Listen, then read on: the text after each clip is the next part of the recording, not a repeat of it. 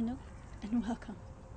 So to start off the interview, I just wanted to ask you, can you tell me a little bit more about yourself? Hi Nora, hello.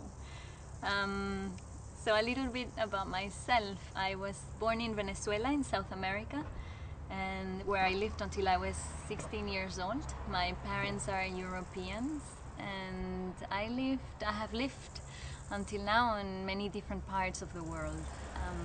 I currently live in India and in Bali, where I teach yoga. I'm a yoga teacher. How did you first discover yoga? Yeah, that was when I was 18 years old, and I was living in Boston back then. I joined a gym, a women's gym, because we had really harsh winters, and I wanted to move my body. And I soon, or immediately, I would say, realized that this aerobic thing wasn't for me. And I looked into one of the rooms in the area in the yoga in the gym, and there was a woman doing harsh breathing, alternate nostrils, and she had a whole turban on her head, and I was quickly pulled into that. Out of curiosity, I would say, I came to yoga. Are you still practicing this type of yoga today?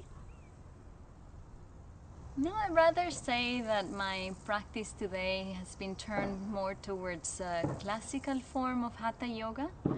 It includes breathing, it includes visualizations and kriyas, but it's the more classical form of asana, we could say. Anouk, I wanted to ask you, how do you incorporate Ahimsa into your daily life? That's a good question, Nora.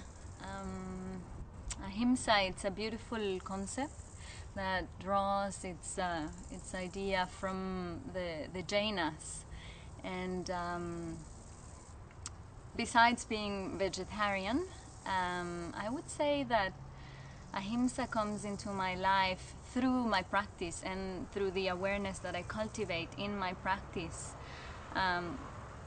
to my relationship to the other.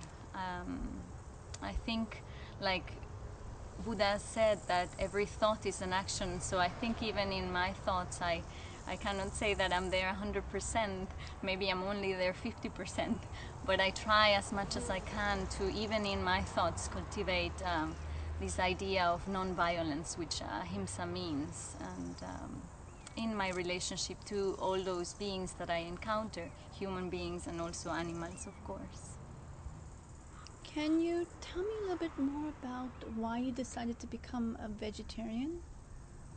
Yes, that's also a good one in my case, I guess, because I when I think about it, when I think back, I've been doing yoga, like I said, for 18 years now, and I only became a vegetarian about 5 years ago. And so all those first years I was surrounded by many yogis who were vegetarians, and of course I kind of wondered, but I come from a culture where we ate animals and I don't believe that we should do things because we have to do them or because others are doing them. And so I once was chatting to a friend who was sharing a story of her dad, that her dad actually shared with her when they lived in Africa, that he was given a goat as a gift, as a gift, and he was expected to kill the goat right then in front of everyone and peel it and do all these things to then prepare it to eat it. And she was quite impressed about it, and her dad looked at her and he said, well, Charlotte, you have to be willing to kill your animals if you're gonna eat them. And that really made me think, and I asked the question to myself, can I kill a cow and can I kill a fish so that then I can eat it? And that's how it happened. Spontaneously, from one day to another, after asking myself that question, I decided to stop eating animals. And I have to say, I've always had a beautiful relationship with animals, but something here in the space of my heart opened, and it's quite wide, and I feel it's cultivated, or it's open to an even more in-depth relationship with the world around me and the animals.